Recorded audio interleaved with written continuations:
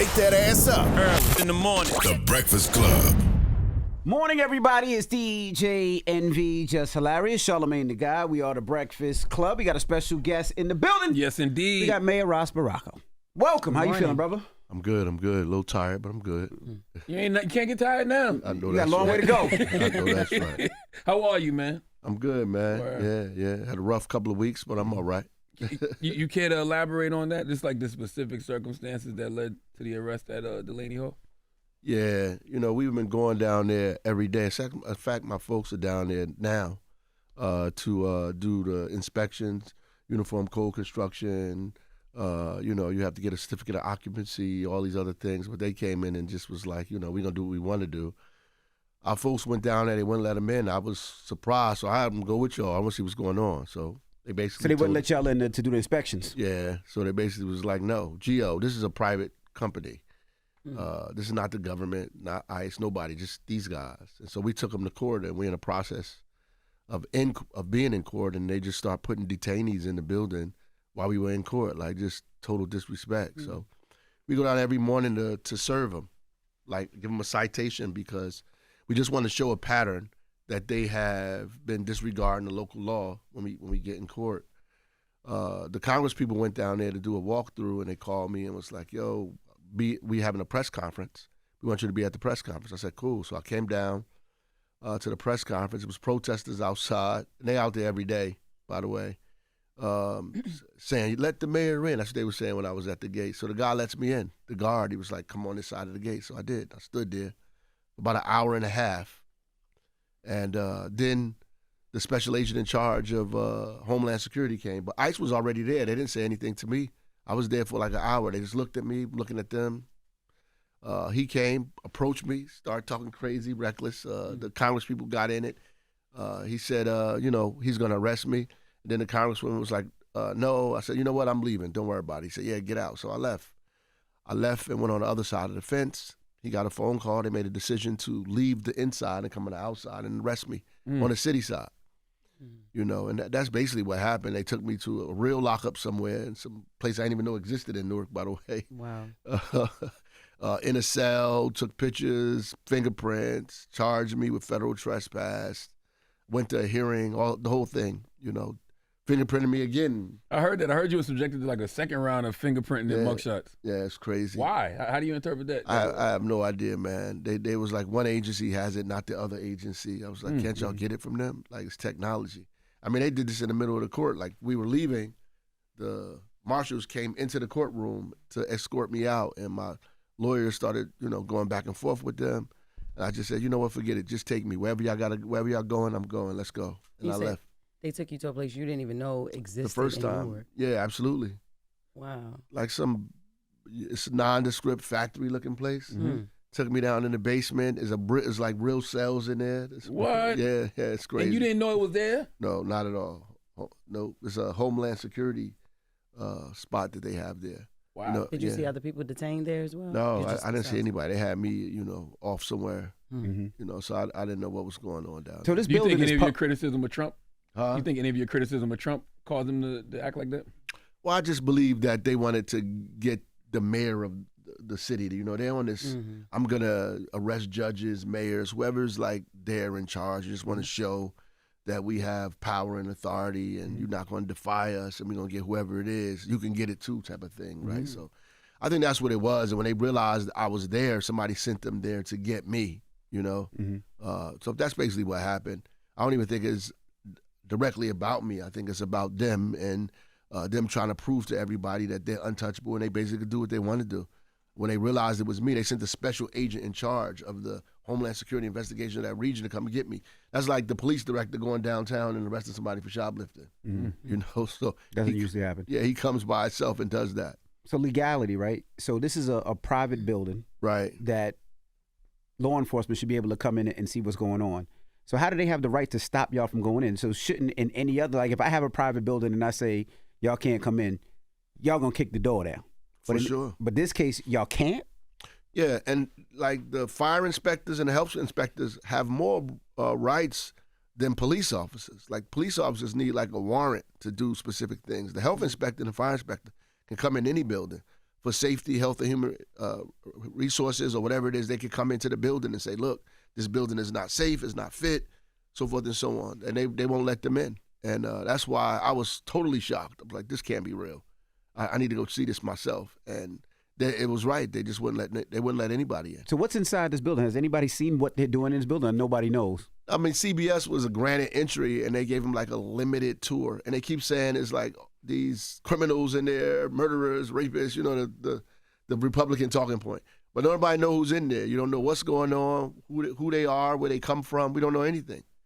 And, you know, the building was used as a halfway house and a drug rehab 20 years ago. Mm-hmm.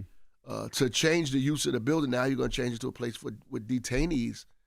You have to get that checked, right? It has to be, you have to get a certificate of occupancy. You have to apply for that. You have to get inspections. You may have to go to the planning board, zoning board. It depends. But you have to start that process. Anybody has to do that. Mm-hmm. It's not special. We're not like putting undue circumstances on these people. This is what everybody goes through. I saw you say that you feel like these measures were an attempt to humiliate and degrade you. Absolutely. Once, you know, they cuffed me, threw me in a car. You know, the security, the police there was pretty decent, but, you know, taking me through that process, they put me in a cell, you know, the whole fingerprint and the interrogation piece, then doing it again. I just don't think it's necessary. I mean, the U.S. attorney came to my hearing. It's a Class C misdemeanor, $400 fine. Wow. You know, maximum 30 days in jail. She's at the hearing, the U.S. attorney. I'm like, what? I mean, what's happening here? You know, this is. So they're trying to give you the maximum, obviously, 30 days in prison and a $400 fine. Yeah, I mean, this is probably what they're going after, but they don't have I don't think they have a case at all. I mean, first of all, it's not federal property, so federal trespass. It's not even one federal employee that works there. Like they don't have a lease. They have a contract for them to house a few of their prisoners. That's it. This has nothing to do with the federal government at all. Mm-hmm. This is a private property with a private owner from Florida called the Geo Group, which owns hundreds of prisons. By the way, it has nothing to do with the federal government. If anything, if it was trespassing, they would have to call the local police, right? And if they thought it was a conflict of interest, they should have called the state police. But they didn't call anybody, by the way, because they let me in the property. Wow. Yeah, the people who called were those ICE agents and everybody else who called their bosses, and boss came down there and did what he did. And he got orders to do that. Have you gotten any like messages like behind the scenes on some like, all right, don't step out of line again, it can get worse or something? You know what I mean? Like, yeah, pretty much. But okay. From who though? Like, I mean, you know, we're in the process of trying to figure out the charges and that, you know, and these people are, you know, they serious now. They committed to their foolishness. You know what I mean? They threatening to arrest the congresswoman who was there and multiple congresswomen. You know, they're threatening to take us through this all the way to the end. But, you know, at the end of the day, like, we didn't do anything wrong. So, I mean, if they want to waste the taxpayers' money, the government's money to go through this, then let's go through it. We think we are correct, and I don't think they have any ground to stand on. What do you say to people who say they don't care about fighting for the rights of immigrants? They're just misinformed, and because we've allowed other people to kind of dictate or control the narrative. Honestly, what we're fighting for is the due process, the 14th Amendment, the 4th and 5th Amendment, to be secure in your person, your papers, your property. People can't do anything to you, pull you over, throw you in jail without due process, without you going to court, without them having a warrant, all these specific things. And I think more than anybody, black people should be concerned about that because we are the number one victims of being searched without probable cause, of people coming to our property, our persons, disregarding our constitutional rights, the Bill of Rights. The disregard for that, we should be the first ones concerned about it. And so we should stand up for people who are getting theirs violated because we next. Mm-hmm. And I see that you're also running for governor as well. Do you feel like this is a part of the plan to mess that up too? Well, I mean, I think it's the part of the plan to mess everything up, you know. So I think what they meant for evil, though, always turns to good. I mean, these people they're not thinking about what they're doing. They're just reacting, right? The person in charge of Homeland Security, well, the second in charge gets on TV, starts saying we stormed the place. It was a bus of migrants going in there. We slammed ICE agents. Like all this was fabrication. Now they just put themselves in a bad situation because now you're saying things that are not true because we have the videos. So I just start dropping the videos so people could see that I waltzed in there with my hands in my pocket, very calm, because the guy opened the gate and let us in. There was no kicking, no shoving, no pushing. I mean, they're used to lying and controlling the narrative, but this is a time they made a very grave mistake. Do you think that this will impact your bid for governor in any way? No, I don't think so. I mean, people who don't like what happened anyway. They wouldn't vote for me anyway. Yeah. So I don't think I'm going to lose any votes based on what we did. I think what it does do, though, is it tells people that we're willing to go all the way, that, we're not just talking about defending people's rights, that we're going to challenge these people at every turn. I do wonder what message do you think your arrest sends to other elected officials who might oppose these federal policies, who just oppose the Trump administration, period? Well, I think these guys need to ratchet it up a little bit, need to figure out what we're going to do in a collective way. These kind of individual things that are happening is not really enough. We need like collective energy here, a cooperative plan of action to push back against what's happening. Not all these separate states doing these suits. We should do a collective one. The irony is when I was going to court, the state of New Jersey was going to court with Donald Trump that same day. Our AG filed the suit against his signing of an executive order undermining the 14th Amendment or birthright citizenship. On that day, he was in court. But it should have been Donald Trump versus New Jersey against Maryland, against California, against Maine. It should have been like 15 different states together. And I think we need collective action. This individual stuff is not working. I've heard, Mayor Adams say this, and I've heard a lot of other people say this to me, like there's an attack on black mayors. Do you think so? Well, I think black mayors have it a little bit more difficult than everybody else, obviously, just like black people do. Obviously, people expect more from you. You're going to be scrutinized more. They think you have a magic wand, and because you're black, you're going to make all of the black people's problems disappear in 5 seconds. Obviously, that's not going to happen. But, I mean, ultimately, I think we have a harder road to toe, a heavier, a bolder to move, but it is what it is. This is what you signed up for. We knew this when we got into it. Like, this was what it was going to be. How did it feel for you when you just saw, the city of Newark, like, really come to your defense? Like, they was outside, like, people was pulling out, not even just Newark, people was pulling up from all over the tri-state, to ride for you. How did you feel when you came out and saw that? It made me feel good. The irony is, when I was in there, the guy locked me up after the judge said you could go. Took an extra 30, 40 minutes to let me out because he was trying to devise a plan to get me outside because there was so many people out there. He was like, oh, we got to get these people from in front of the building. I said, you know how you get them out? Get me out. That's right. Let me out, they'll go. He said, I wish it was that easy. I said, it actually is that easy. As soon as I walk out of here, they're going to walk away. And lo and behold, I walked out. We walked down the street, talked to them, and everybody dispersed. I mean, people not interested in doing nothing extra crazy. They just want justice, and that's simply what it is. Now, you're running for governor. What's the first thing you want to do when you become governor? Like, what's the first thing on your mind, the first thing you want to do, first day, second day, third day? Well, I mean, number one, I think we need to fix this budget. Our budget is out of whack because we have given so many tax breaks to these multinationals, and we need to bring that money back and fix our tax code. But ultimately, we need to be building affordable housing across the state of New Jersey. We need to be building 10, 20,000 units of affordable housing in the first 2 years. One, it'll reduce people's costs, reduce rents, mortgage. So I would put a rent control on all rent across the state of New Jersey for the first couple of years until we get the first units of housing built in the state. That needs to happen to begin stabilizing our economy, and it'll make people believe we mean business, right? Put thousands of people to work. So dealing with this affordable housing crisis is like number one on my list. Now, there's a lot of people in this race for governor.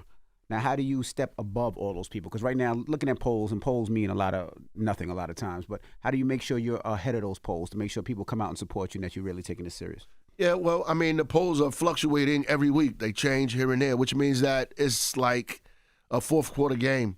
It's going to be whoever gets their people out to the polls to vote.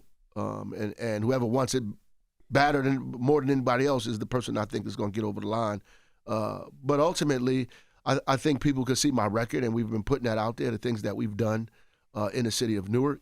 And we believe that if you could do it in Newark, you could basically do it anywhere. Our problem, if the state has a cold, Newark has the flu, right? So our problems are a lot more intractable and difficult, and our ability to mitigate those issues makes us uniquely qualified to deal with the issues around the state. I saw something, it was an Emerson College poll, and it said that 56% of voters were undecided about who they wanted to vote for in the Democratic primary. Yeah, I don't think it's that big. That's Emerson, crazy. Yeah, Emerson, they did a text poll. Those text polls are incredibly unreliable. They texting people, and they texting a small portion of people. But there is a huge undecided number, but it's not 56%. And you always have to understand, and I know we know when they polling people, it's not really us because we're not answering the phone. So we have to be a little weary of those polls, a little leery of them, and really just get on the ground and keep working. I mean, the poll said that Kamala Harris was going to win, right? Yeah. The poll said she was going to win New Jersey by double digits, and she only won by 5 percentage points. Newark Airport, man. What the hell is going on, Mayor Baraka? Like, what is the problem with Newark Airport? How did they get here to where people are saying it's unsafe to fly out of Newark Airport? They say don't fly out of Newark. Yeah, they said don't. I don't think it's unsafe. I don't think it's unsafe because they keep delaying and canceling flights. If they weren't doing that, then it would be unsafe. The reality is there's too many planes in the airspace. Air traffic controllers is not enough.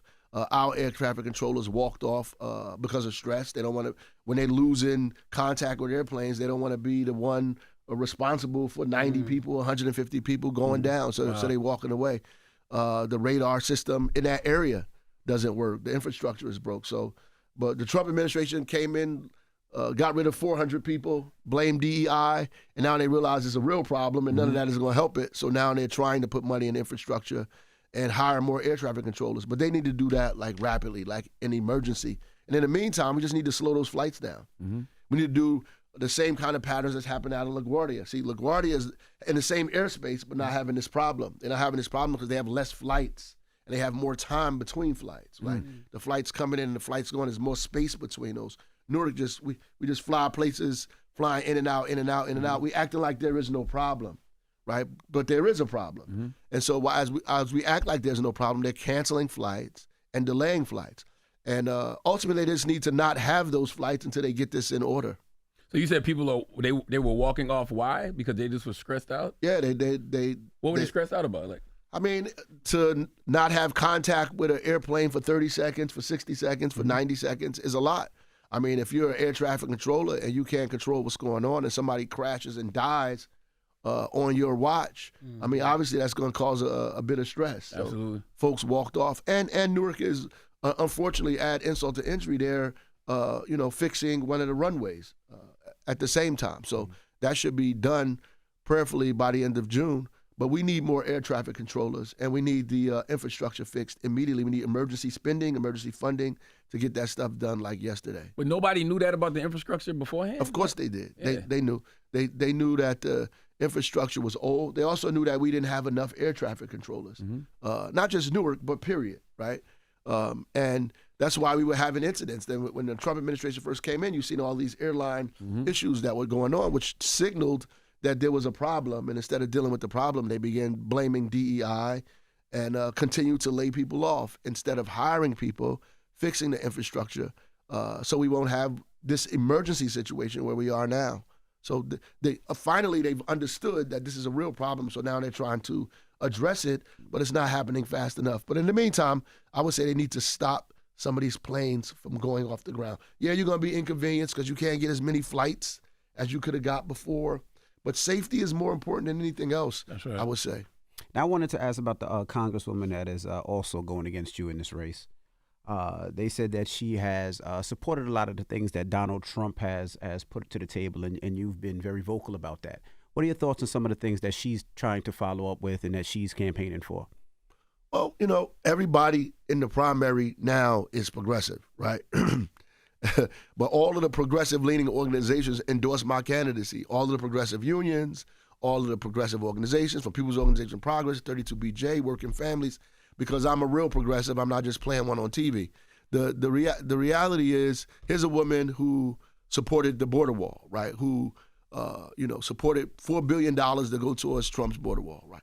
person that voted against immigrants while she was the congressperson, right? Who is opposed to Immigrant Trust Act in New Jersey, that says that we have to not ask people their status, that our police can't cooperate with ICE, that we have to make sure immigrants get the same services as any other people or residents of the state of New Jersey. She is opposed to that and voted against things when she was the governor. When she was the congressperson. So the reality is I don't think that she's progressive at all. Mm-hmm. Now, you went to her hometown of Montclair to make that statement, to make sure that the residents of Montclair know who they're voting for. Why was that important to you? Well, I went there to really talk about the fact that they have a plan for everything but black people, right? The reality is they come up with all of these strategies and plans that they're so thoughtful about, but none of it involves us. But they keep coming in our community asking us for things, but they have no plan to help us. When we were on a panel, they asked her about the wealth gap, and she started talking about third graders' reading level. And so I got upset, right? I said something on a panel, and I said something in Montclair. I said, reading levels, we need to make sure that our kids can read on grade level, but don't get confused that the wealth gap has nothing to do with reading. As a matter of fact, income and wealth are two different things. Income, you could say that, if you have a better education, you can get a better job and your income could be better. But wealth, you could be dumb as a doornail and have wealth. Your parents can pass down businesses and real estate and all the thing to you, and you can mess it up, but you still have wealth, right? Donald Trump has wealth not because he's brilliant, but because his family had wealth. This country has denied us wealth since we came here. Like slaves helped to develop wealth for other people who've passed their wealth down. And because she don't understand that, and she talks about it like in a tone-deaf way, it kind of undermines our ability to destroy a wealth gap that's actually doubling in the state of New Jersey right now. And it went from $300,000 to $600,000 because of the lack of home ownership and business development in our state. And if you're going to be the governor, you should know that, right? So she's actually supposed to be coming up here, I think, this week and next week. What's one question that you would think is the most important question that she should answer? What's her plan for black and brown people? But more importantly, black women, right? Black women are the most committed and dedicated constituent that the Democratic Party has, and they're treated the worst in New Jersey or in this country. She's endorsed by the mainstream Democratic Party, but they have no plan for black people. They never did. They have no plan for Latinos. They never did. And they have no plan for working people.